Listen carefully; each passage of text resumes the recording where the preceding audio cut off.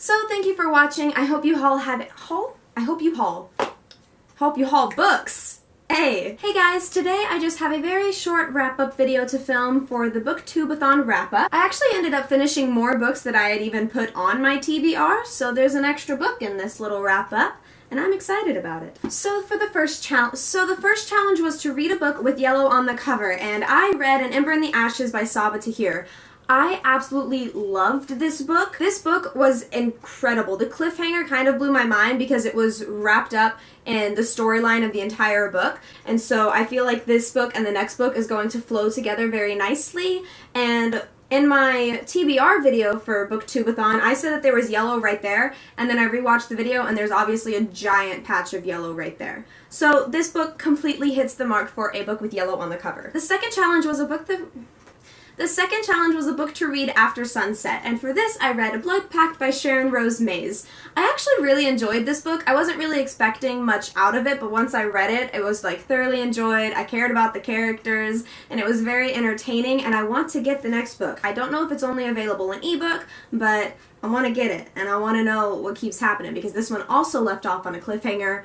But I can't say any of these cliffhangers because that would be spoilers. This next book is actually the one that I finished that I hadn't... This next book is the one that I had finished that I actually hadn't planned to read. I just finished these quicker than I expected, and I went on and read The Invasion of the Tearling by Erica Johansson.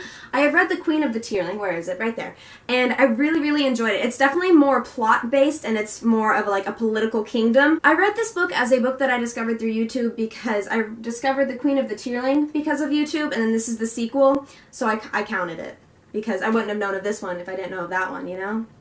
It worked. It was harder for me to wrap up myself into kind of the middle of the books, and I was still enjoying them. It just wasn't like a page turner for me, but definitely towards the end of the books, I was absolutely enthralled in what was going on in these characters' lives. The fourth challenge is to read a book by one of your favorite authors, and for this one, I read Percy Jackson and the Olympians, The Ultimate Guide. It was definitely like a quick, short read, but it's still a book. I said this in the TBR, I'm going to say it again, still a book, even though it's really short. I also read this one after sunset, so I had two that qualified for that, but that doesn't really mean anything because I didn't read another book. So just to reiterate, I joined together the 5th and 6th challenges, and the 5th one was read a book that's older than you, and then the 6th one was read a book and then watch the movie adaptation. And for this one, I read The Reader. This book was strange. I know it's supposed to be one of those books that like really sticks with you, but I was kind of just uncomfortable the entire time. Not so much because of what Hannah has done, that just makes me mad, but how she manipulated him.